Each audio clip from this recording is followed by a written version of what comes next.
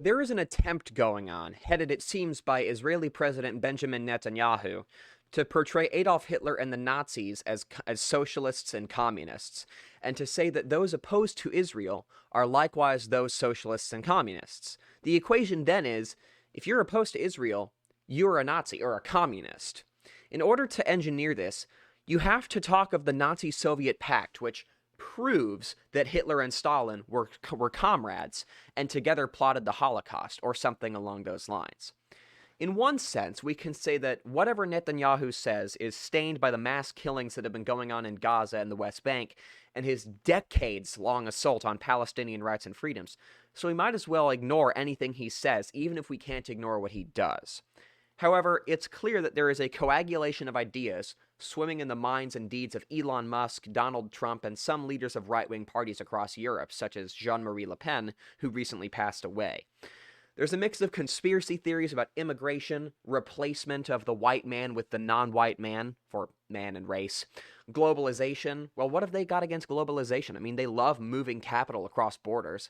And anybody opposed to Western plans to dominate, colonize, or at least subjugate the people of the Middle East. Hatred of Islam is recruited to help in this task. See the second Bush administration for more details. When you pull the bones out of this, you find that these people can hate Jews in the coded ways that I've just described, while loving Israel and Zionism at the same time. That's because white race theory, otherwise known as white supremacism and hatred of race, has to hate Jews, but has to love those who oppose Muslims in the Middle East. It's a very difficult bridge to build, but Netanyahu, Trump, Musk, and others are doing their absolute damnedest to build it. The myth about Nazis and socialism has been around for a very long time, some of it focusing on the trivial matter of the fact that the Nazis called themselves National Socialists. This is the fallacy of linguistic determinism, which means that if you give something a name, it is what you have called it. In that sense, by calling myself a nice guy, I am therefore a nice guy.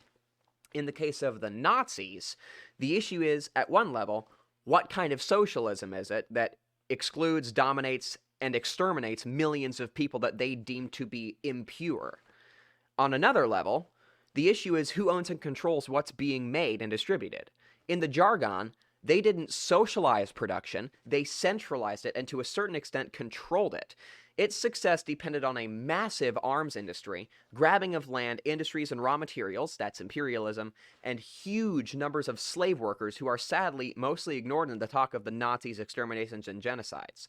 Again, sadly, we often overlook the fact that the Third Reich was in fact an empire.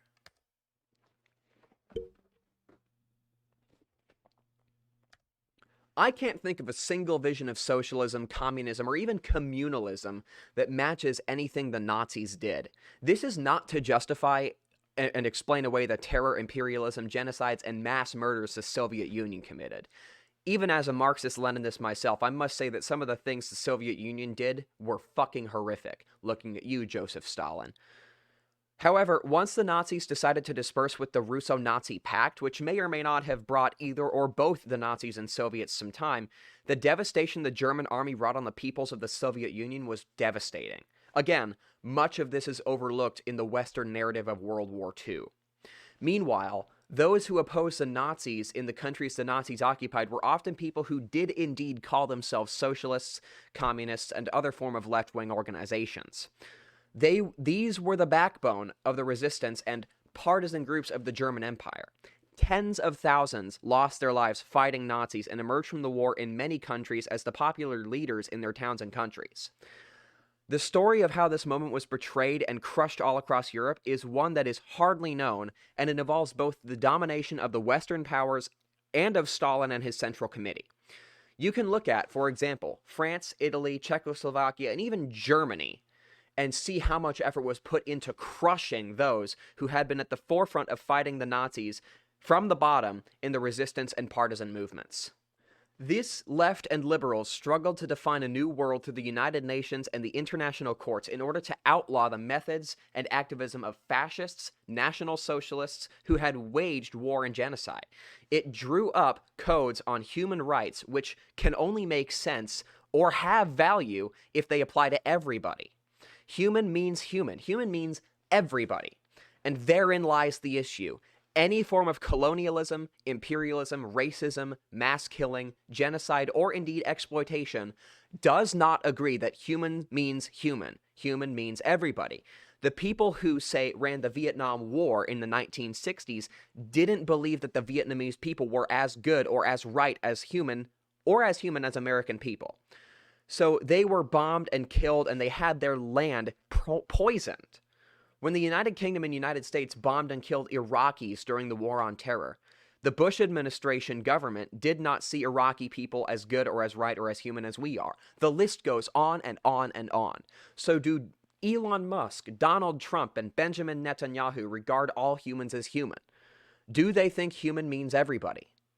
When they play around with their equations about Adolf Hitler and Palestinians and those who support the Palestinians, let's judge them and let's judge them on what they say and do.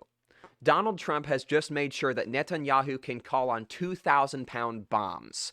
Trump talked of cleaning out the whole thing, referring to Gaza.